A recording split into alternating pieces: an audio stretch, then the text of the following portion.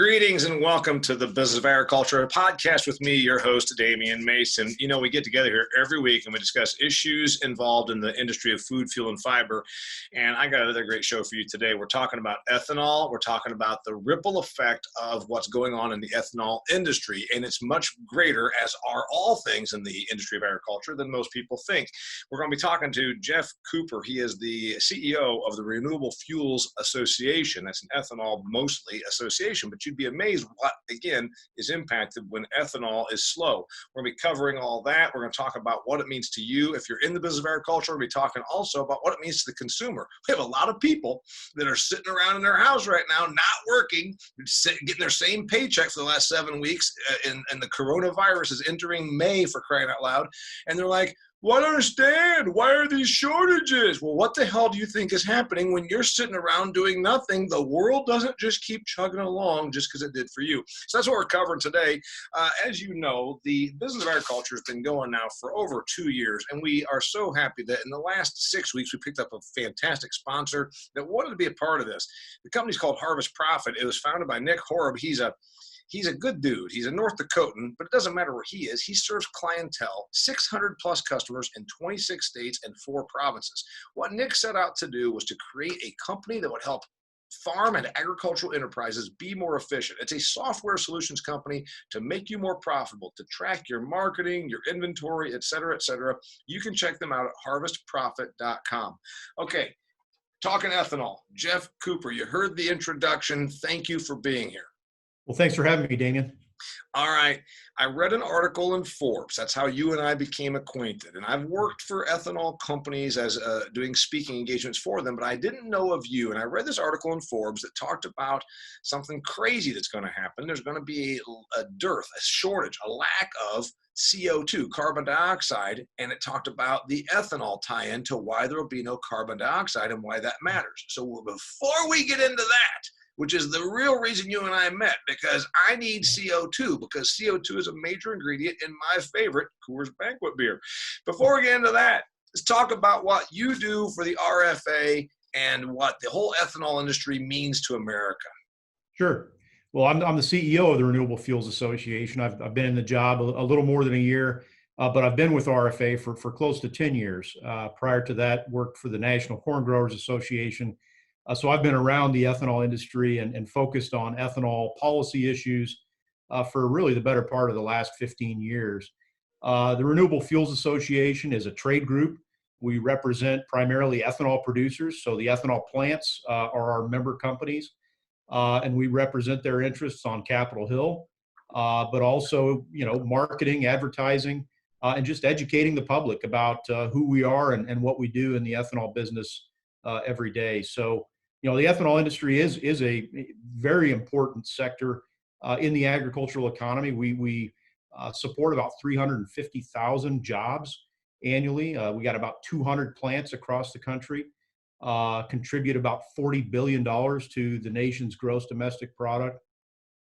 And certainly, corn growers know that the ethanol industry has been one of the largest, if not the largest market for corn in the last several years. About 5.5 billion bushels of corn typically go to the ethanol industry here in the last few years. 5.5 billion bushels of corn.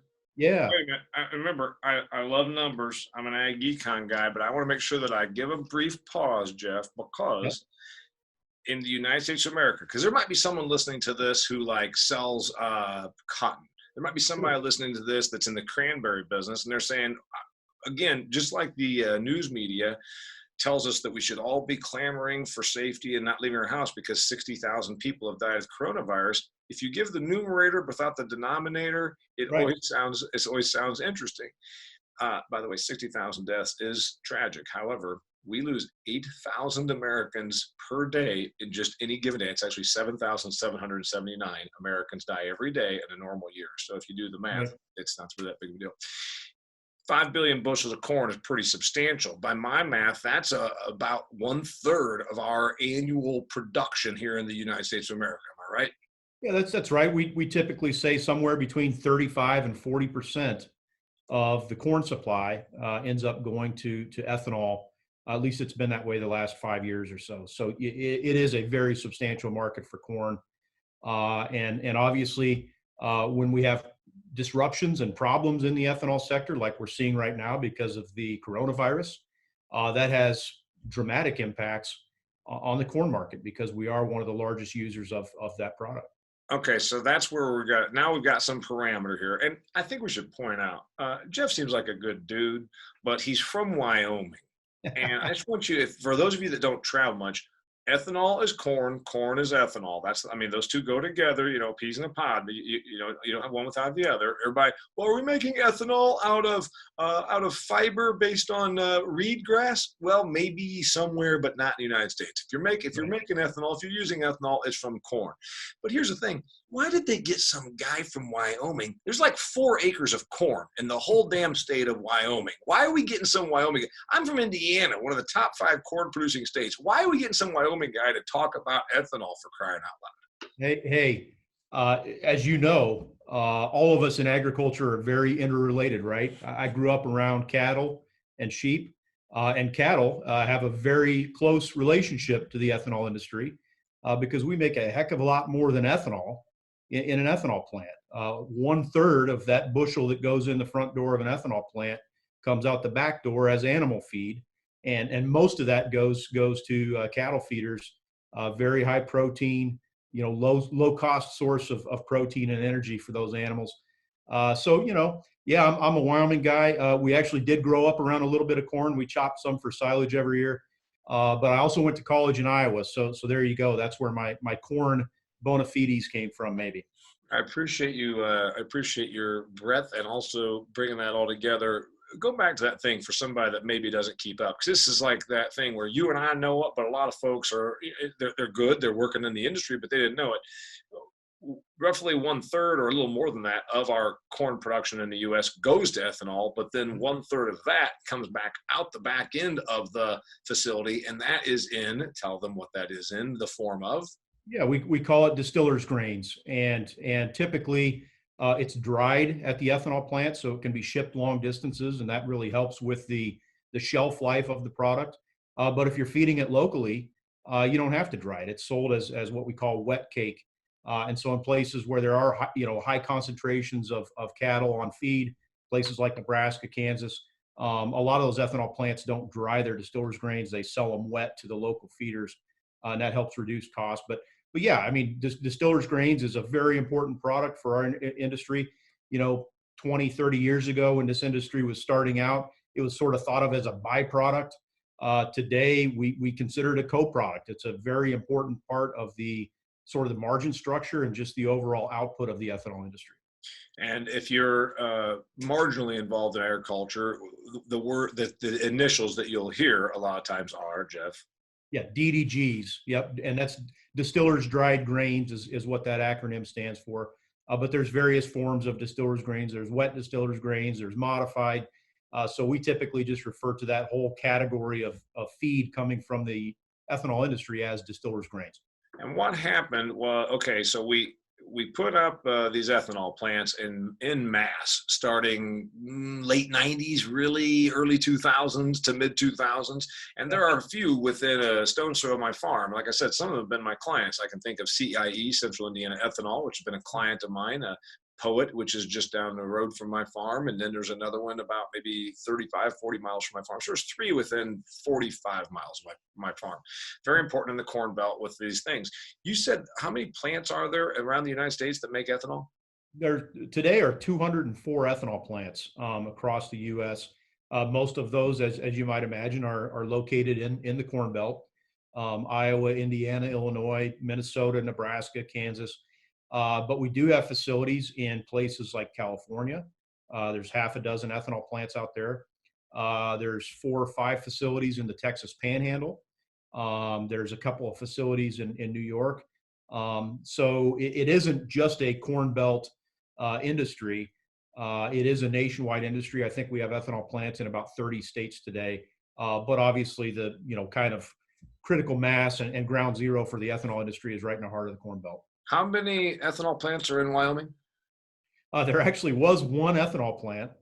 in Goshen County down there in southeast Wyoming for And they had to close. And they had to close because there was only 4 acres of corn within 150 miles of their facility. I get it. All right. So, okay. And I got to tell you, I really appreciate having people from different aspects of the ag industry coming on here, because sometimes I'm not as knowledgeable, but oftentimes I'm a little more knowledgeable than obviously many, because I keep up with ag and I speak to different groups. I was trying to think of the other one that's been a client of mine. They have their facilities in Muscatine and Washington, Indiana. Grain processing. Yep. Yeah, there you go. GPC. Anyway, about this business. We are shut down now, and we got the triple. This is what a lot of folks are like going, well, wait a minute, why are those plants shutting down? What's the problem? Well, this is where the real ripple effect needs to be kind of explained. I was on an airplane because I could still travel in early March before it became illegal to travel for events. And I saw this whole thing begin to melt down, like, oh, this is not good. Saudi Arabia got into a pissing match with Russia. Am I right in saying that? And Saudi Arabia has one product in the world to sell. In the United States, we got everything from Google to Nike to food. I mean, you name it. What Saudi Arabia got? They got like 12 or 16 million residents, which is less than the state of New York and less than the state of Illinois. And they got one product. What's that product, Geoff? Crude oil.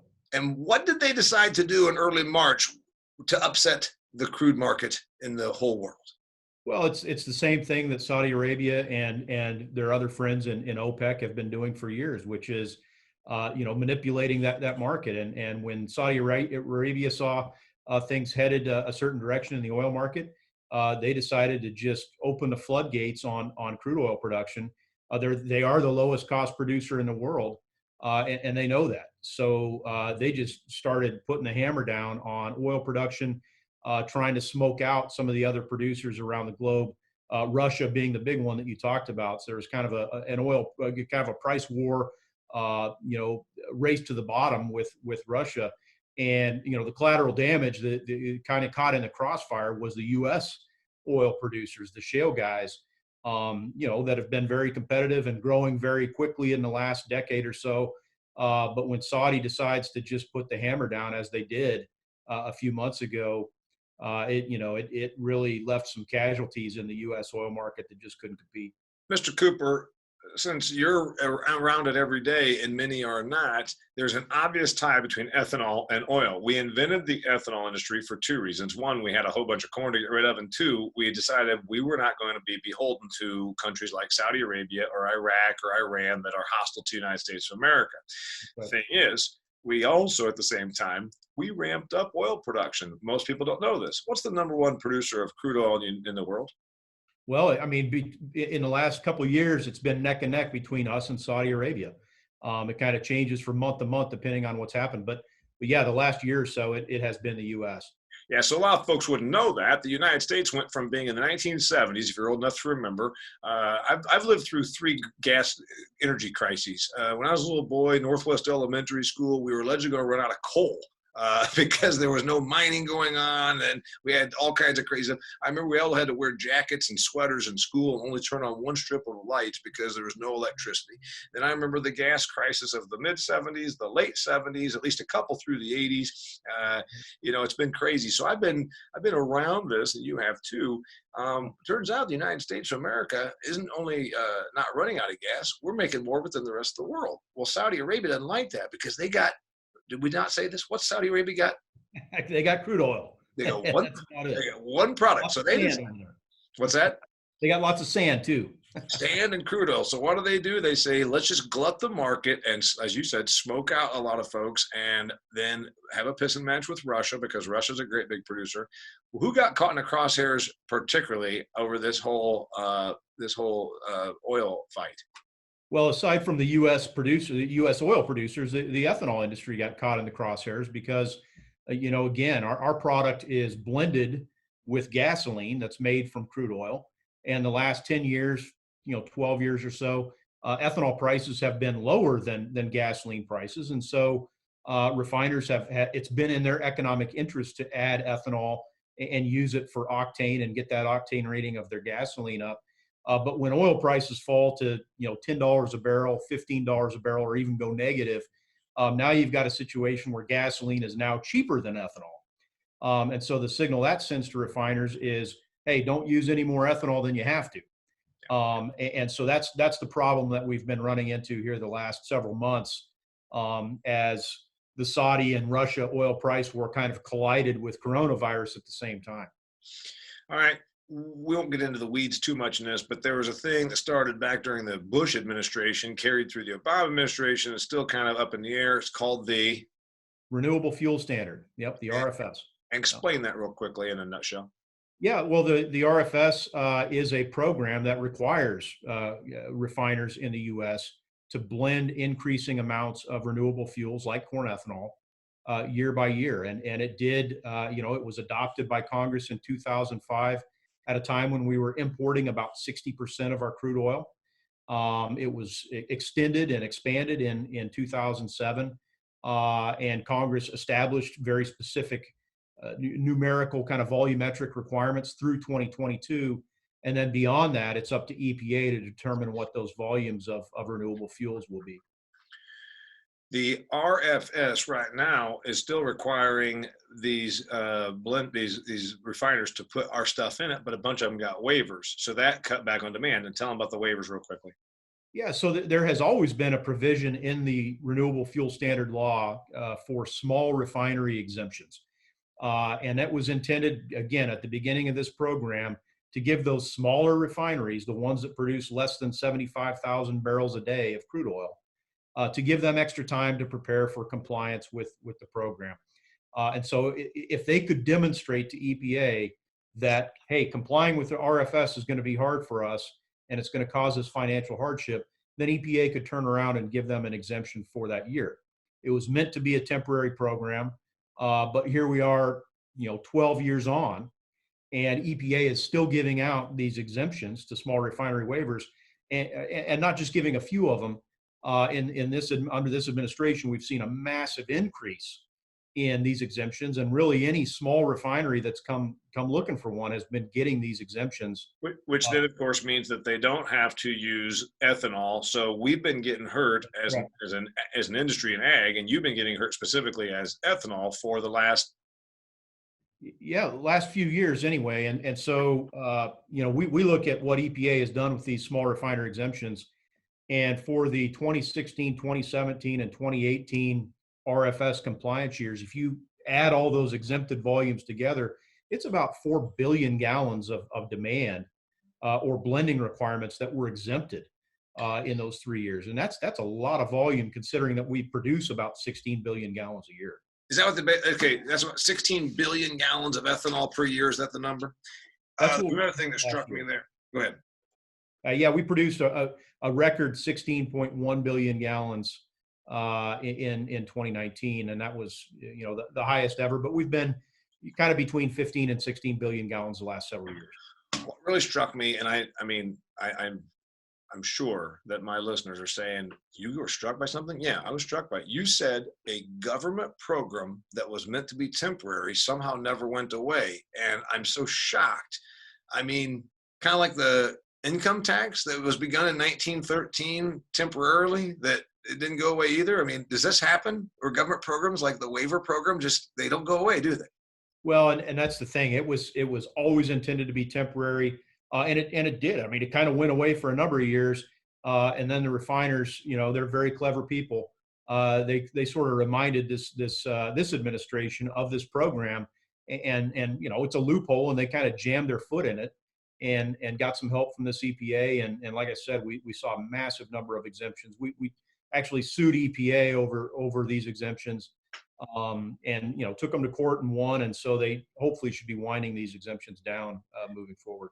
I feel really bad here because at least 4 minutes ago, I was supposed to mention that this episode of the Business of Agriculture is brought to you by my friends at Harvest Profit. Harvest Profit is a Fargo-based software solutions company for your agricultural enterprise. You don't need to take my word for it. I'll be honest with you, I don't use their software. You know why?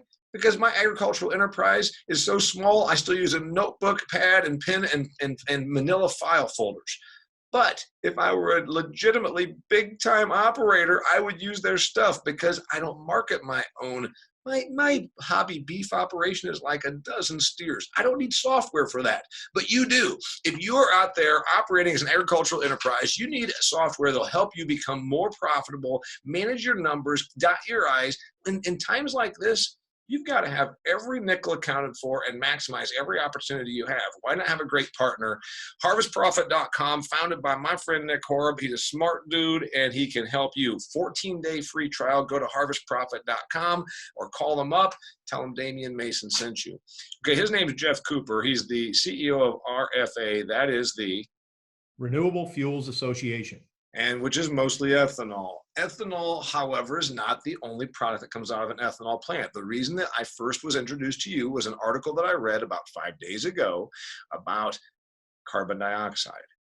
That's right. All right. I'm concerned about this because carbon dioxide is two of my favorite products on earth are Coors Banquet beer for the end of the day and Coca-Cola Classic from somewhere between 10:30 a.m. and 1 p.m. I got to make sure I down about 2 or 3 of those to keep my energy level up.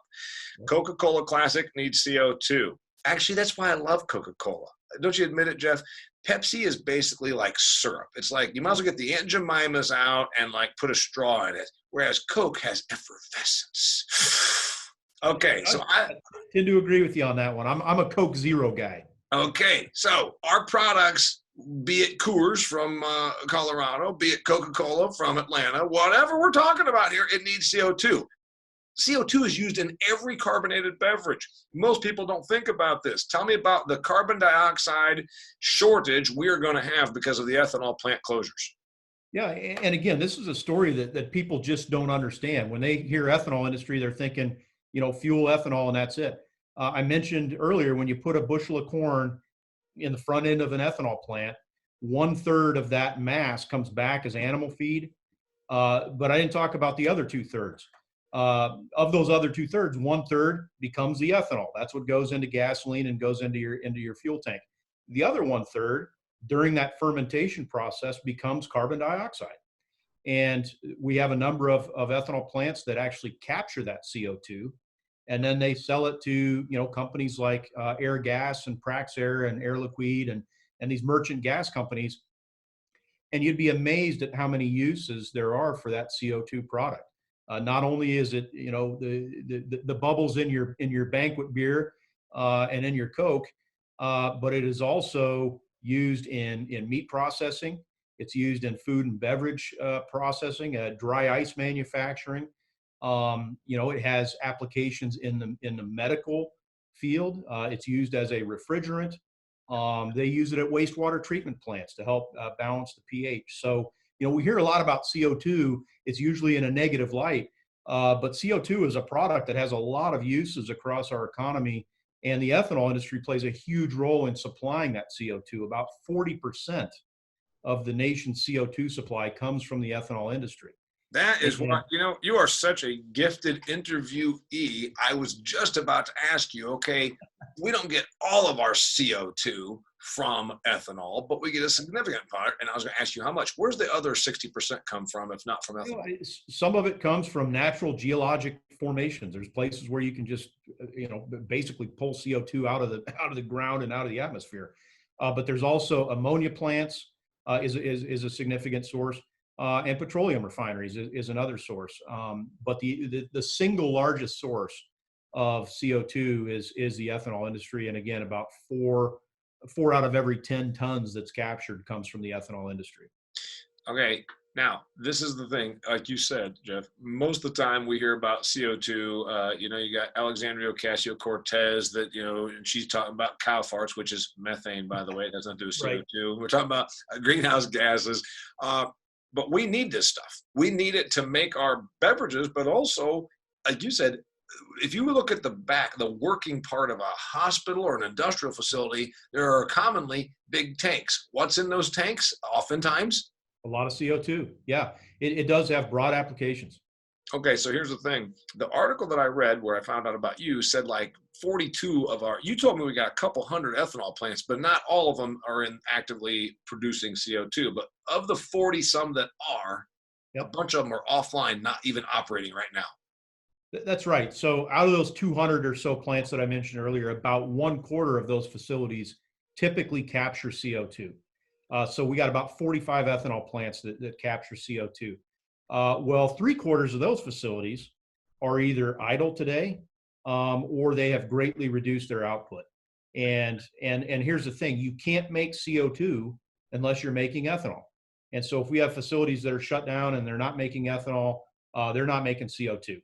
And obviously, the reason that we've got ethanol plants shut down, in fact, we have about half of the industry shut down today, is because Half of ethanol right now is shut down. yeah, out of those out of those 200 plants that I told you, about 70 of them are completely idle, not producing a drop.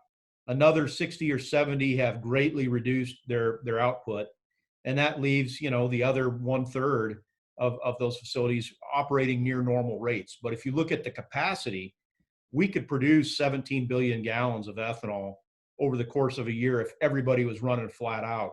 But we're operating today at a rate of about 8 billion gallons. So slightly less than half of our capacity is being used. And then we're also at a big deficit then on the CO2. So before we get to the economic impact of ethanol, I want to talk to you about the CO2 thing. The CO2, do I need to run to a welding supply facility and just hoard it like it's toilet paper? Do I need to be doing that? Well, and you just mentioned another use of CO2 that I forgot. Welding and metalwork is another place where that's used. We are going to see shortages of CO2. I'm just sorry to say that, but that is what's going to happen. And the users of this, the end users of CO2, are really ringing alarm bells right now about the lack of product that they're seeing. There's not a lot of days of storage of CO2 out there. And so storage is being emptied, and it's not being backfilled in many cases. And we're going to see some shortages. And so what that means is the cost of CO2 is going up. If you can find it, it's priced very high. And in other cases, it's just simply not available. And the brewers, and really all the users of CO2 tell us, hey, if we don't have CO2, we're not making beer. We're not carbonating, Coca-Cola. We're not able to make dry ice to ship, meat and other refrigerated products. And so, it could result in some impacts to the consumer that right now aren't really being, considered by the average Joe and Jane who is, still drawing their paycheck. It's just like the meat. It's just like everything. Damian, why is this happening? I can tell you why. Because when you shut down large swaths of the economy, there's an interconnectivity of everything.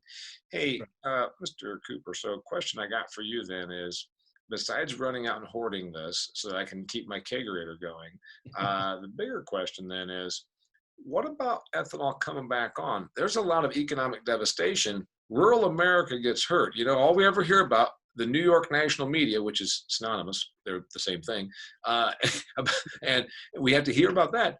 We got folks out here in rural hinterlands. That ethanol plant is an economic engine for them. What's going to happen? Yeah, it absolutely is. There's a lot of the ethanol plants across the country, and particularly here in the Midwest, where the ethanol plant is the largest employer in the county or in the local area. And when they're not operating, those people aren't going to work. And there's typically 50 to 60 people that work directly at an ethanol plant. But there's think of all the other jobs that are affected by the presence of that facility. There's all sorts of maintenance and suppliers and vendors to that facility.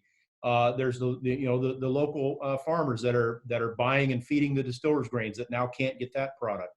There's the local farmers that are selling their corn to the facility, and it's one more place for them to take bushels of corn and dump it in the receiving hopper.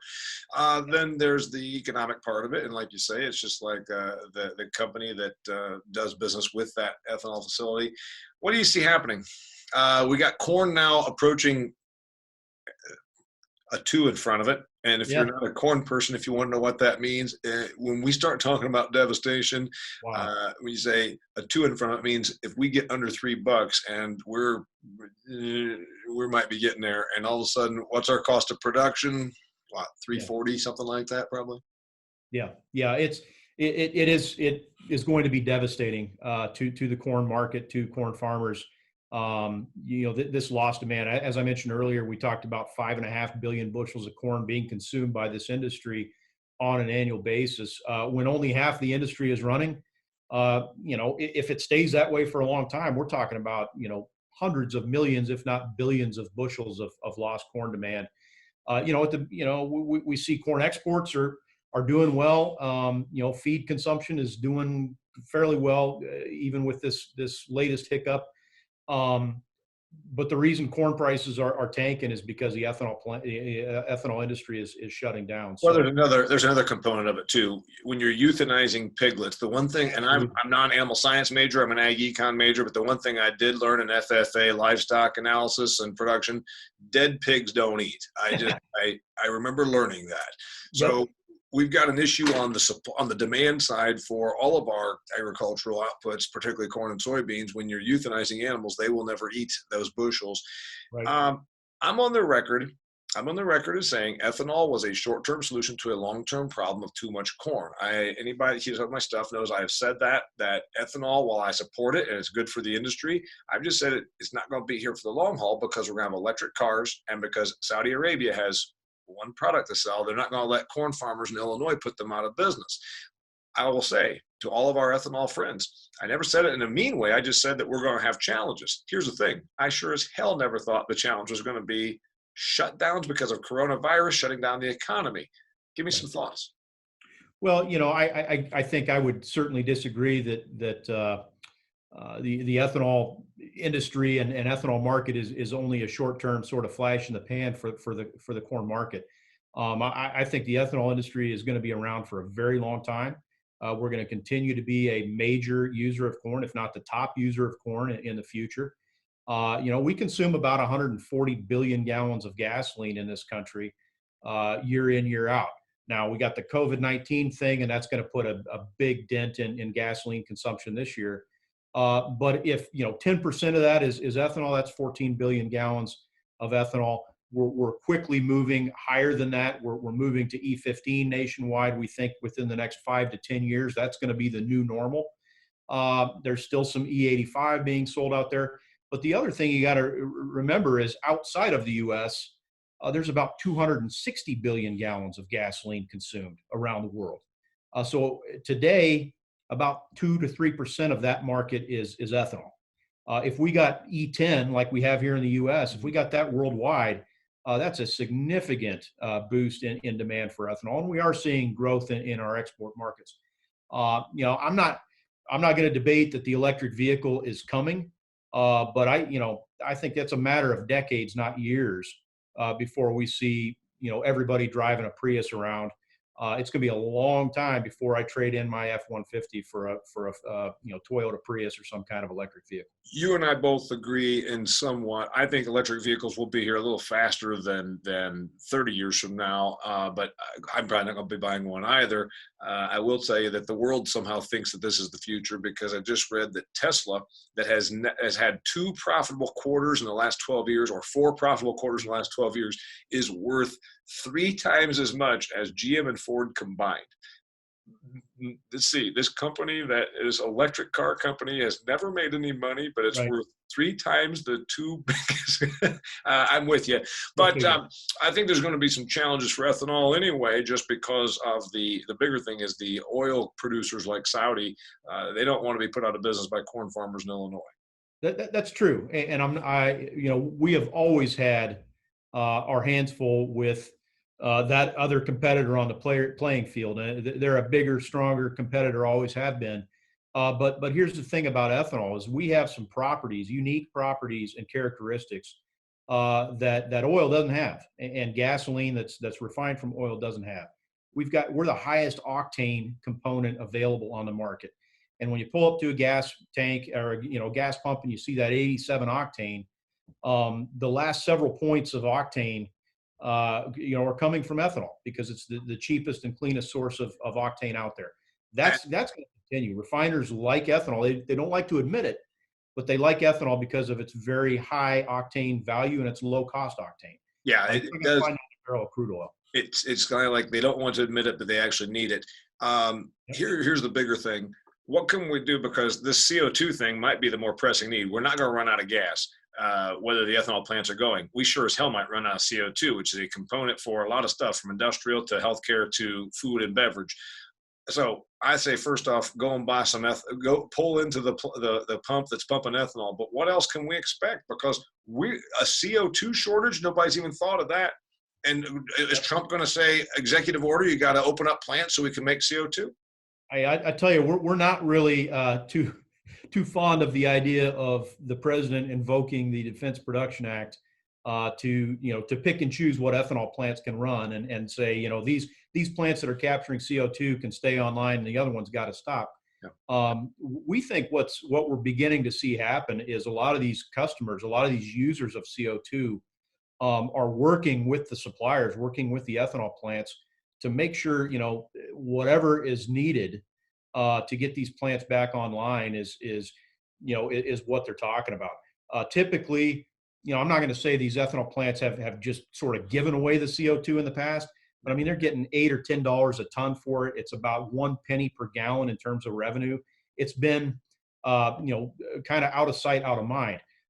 Today, when the users are coming to these ethanol plants saying, hey, we'll give you 150, we'll give you $200 a ton, we need that product. In many cases, that could be enough to cover their losses, cover their operating costs, get them back up and online. So an economic solution, Geoff, is now it becomes the ethanol isn't worth much, but the CO2 is, whereas before CO2 was my manure and I had my milk. Now it's going to be the manure is worth more than the milk, right? It's been fascinating to watch. In the past, all of the co-products, distillers grains, CO2, corn oil, you add all those together and they've been about 20% of the net revenue for an ethanol plant. The other 80% is coming from the ethanol. In the last few weeks, we've almost seen that invert in some cases, or at least we've seen sort of a 50-50 split because not only is the CO2 in high demand and short supply, but we're seeing that with the distillers grains as well. We've seen DDG prices, skyrocket because cattle and hog feeders and poultry producers, they've formulated their rations to include some amount of distillers grains, and they don't want to change that. They don't want to lose that distillers grains supply. So yeah, it's interesting that the co-products or the byproducts have really become the primary products during this pandemic. I have a prediction based on reading that article. That was actually where I was going to go with this. I think CO2 might be the blood that the money that they need in the finishing out this year. It might be the reason that ethanol plants can make it to 2021 is because of the CO2, because of America's need for food and beverage, less than gas. It's a crucial product. There are certain industries that cannot survive without it, certain products that are not going to be on the shelves without it. Any closing thoughts on that? Is ethanol going to make it? Ethanol is going to make it. We're going to be around for a long, long time. This is a very resilient industry. We've been through lots of ups and downs before. Never seen anything quite like this. It's been pretty nutty. But we're going to pull through this, and the industry will be stronger than ever before. The only other thing I would mention is, don't forget about this too. Hand sanitizer. 60% of this product is ethanol. So we've seen as demand for hand sanitizer has gone up because of this crisis, we've seen a lot of our plants switch over and make some of that alcohol that's suitable for hand sanitizer.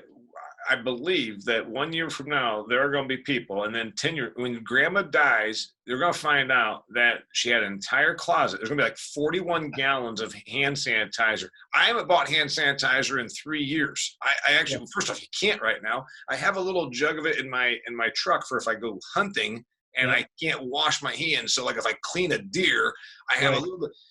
That's all I've gotten by with now for the last 2 months. So, by the way, you maybe send me some. All right, his name's Geoff Cooper. He is he's really gracious to be joining us here. He's the CEO of the Renewable Fuels Association. This episode of the Business of Agriculture, again, brought to you by my friends at Harvest Profit. Go to harvestprofit.com. They are a company that came up with one idea that the founder had. One idea: help agricultural enterprises be more thorough, be more efficient, be more profitable through how they track and monitor their expenses, their income, their business, their marketing. It's a software solution that will help you be more efficient with your grain marketing and your profit analysis. It's harvestprofit.com. Go there, check them out, tell them I sent you. I'm the author of Food Fear. If you haven't picked up your copy, please do so. Just sold 58 copies of it today to a client that wanted to buy a bunch of books for their employees. A nice way for them to outreach during the coronavirus. Their employees are stuck at home and say, hey, we're thinking of you. It's a little morale booster, so you might consider that. And also, you can always check out the Biz of Agriculture on YouTube. That's right. For the last 2 months, we've been putting all these episodes as a video up on YouTube. The playlist is Business of Agriculture Podcast. Go to my YouTube channel and subscribe so you'll be alerted when these come out. It'll also help our visibility. Geoff Cooper, thank you for being here. Thanks, Damian. It's been a lot of fun. I really appreciate the education. Until next time, it's the Business of Agriculture.